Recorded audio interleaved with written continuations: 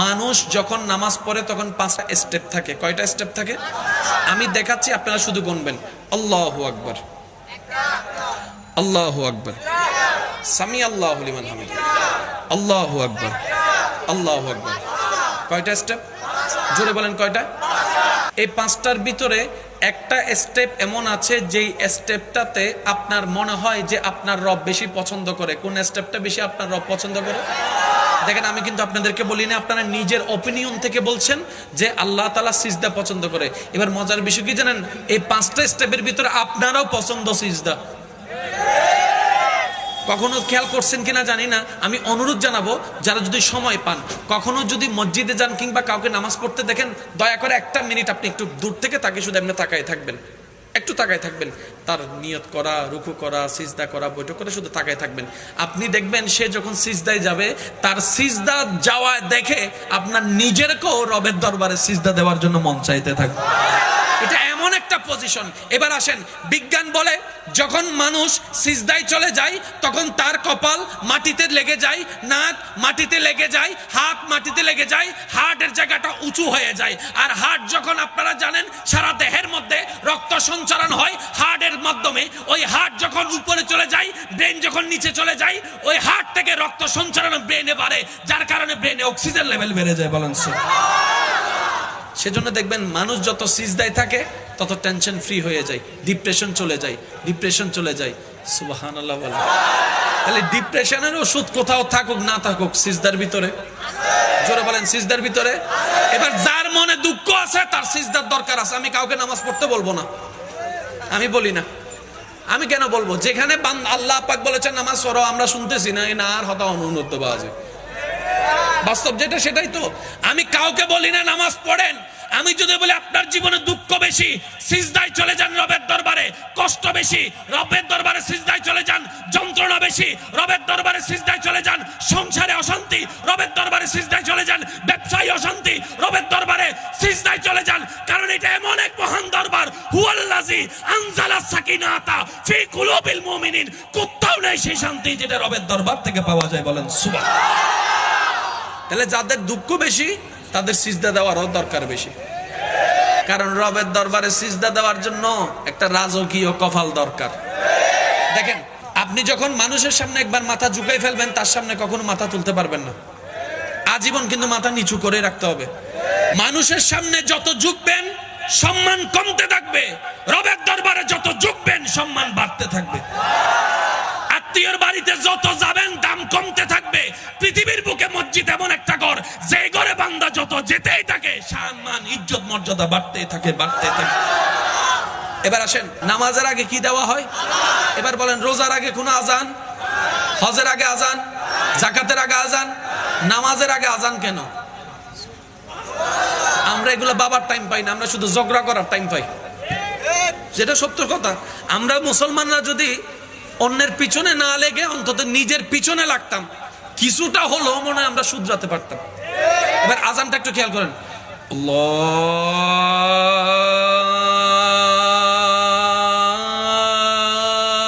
আল্লাহু আকবার, আল্লাহু আকবার। শব্দের শুরুটা একটু খেয়াল করবেন, আমি একটু মনোযোগ দিব আপনাদের। আল্লাহু আকবার শুরু হয়েছে কার নামে দেখেন তো? এবার আজানের শেষটা দেখেন, লা ইলাহা ইল্লাল্লাহ।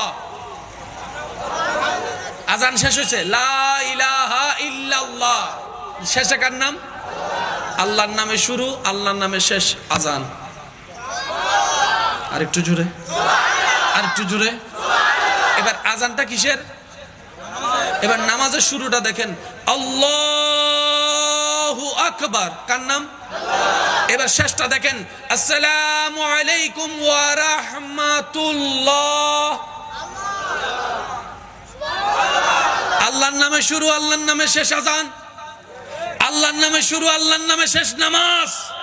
এবার আজানটা একটু খেয়াল করে দেখেন, কালিমাতে আল্লাহ এবং নবীর নাম কি আলাদা না একসাথে? জোরে বলেন না। কোরআনের মধ্যে আতিউল্লাহ ওয়া আতিউর রাসূল আলাদা না একসাথে? কিন্তু আজানের মধ্যে একটু দেখেন তো, আশহাদু আল্লা ইলাহা ইল্লাল্লাহ আশহাদু আন্না মুহাম্মাদুর রাসূলুল্লাহ একসাথে না আলাদা? কিরে মওলা, সব জায়গায় তুমি নিজের পাশে তোমার হাবিবকে রেখেছো, আজানের মধ্যে আলাদা করলা কেন? আল্লাহ পাক বলে যে একসাথে করেছি সেটার মধ্যেও হিকমত আছে, আলাদা রেখেছি সেটার মধ্যেও হিকমত আছে। আচ্ছা যাক, আমি ওদিকে যাচ্ছি না, একটু খেয়াল করেন। আজানের মধ্যে মোট 12টা লাইন। কয়টা লাইন? জোরে বলেন না, কয়টা লাইন? আরে জোরে বলতে হবে, কয়টা লাইন? আল্লাহ আজানে 12টা লাইন কেন? রব বলে যে 12টা মাসেই নামাজ ফরজ। আর একটু জোরে।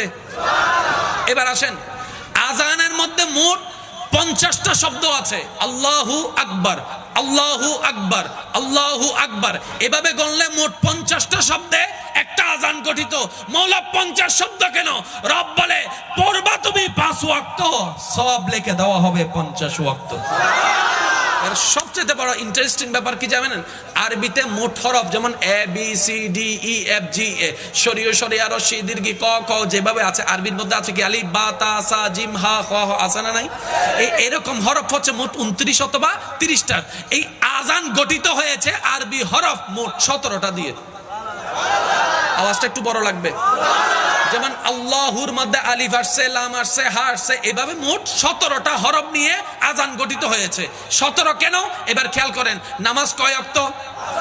সবাই মিলে বলেন, শেষ ভালো যা সব ভালো তার আওয়াজ দিয়ে বলেন, নামাজ কয় ওয়াক্ত? 5 ওয়াক্ত। নামাজের মধ্যে সুন্নত আছে না নাই? ফরজ আছে না নাই? এবার আমি ফরজটা কাউন্ট করছি, আপনারা একটু করবেন। ফজরের ফরজ নামাজ কয় রাকাত? জোহরের ফরজ নামাজ কয় রাকাত? 4 2 এ। আসরের 4 রাকাত হলো 6 এ 4 এ। মাগরিবের 3 রাকাত কত হলো? এশারের 4 রাকাত কত হলো?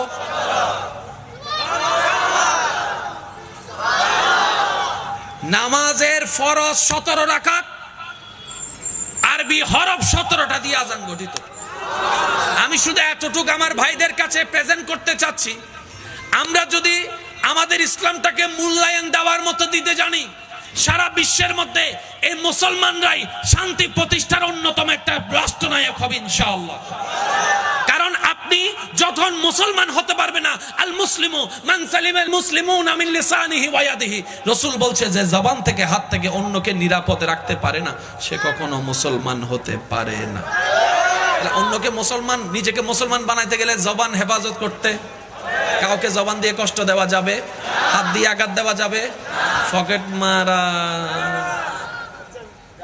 মারা, মোবাইল চুরি করা, জোর করে জায়গা দখল করা, মানুষের নামে হামলা করা, আর একটু জোরে ছিনতাই করা, গাঁজা খাওয়া, ফেন্সিডিল খাওয়া, কোনায় বসে বসে টান দেওয়া যাবে।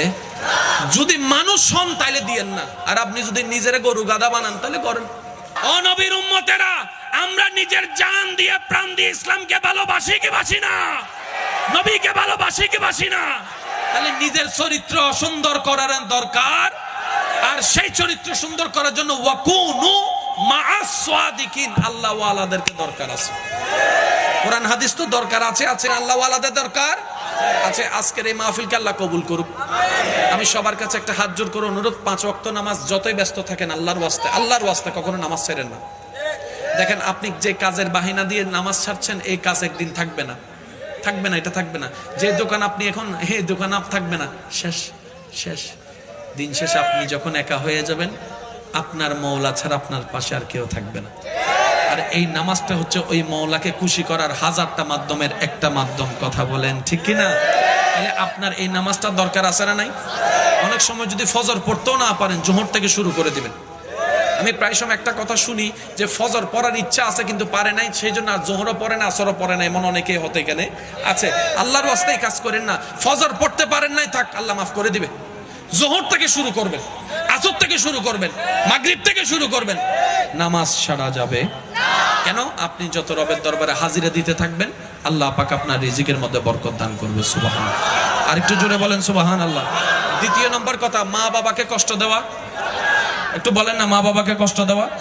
এখানে আপনারা অনেক কথা জানেন, শুধু আমি আপনাদেরকে একটা কথা বলি, যে রিজিকে চাই বরকত, সেজন্য মা বাবার সাথে সুন্দর ব্যবহার করে। আপনি যদি চান আপনার রিজিকে বরকত হোক, তাহলে মা বাবাকে খাওয়াইতে হবে, দিতে হবে। করা যাবে না। জোরে জোরে জোরে জোরে। রাতে 3টা বাজে আমরা ফার্স্ট করছি কি করি নাই? মা বাবাও সুস্থ হলে বিছানায় ফার্স্ট করে কি করে না? ও করা যাবে। কেউ যদি বলে মা বাবার জন্য এত খরচ করো কেন, আপনি বলবেন যে খরচ করি না, আমার রিজিকে বরকত বাড়াইতেছে।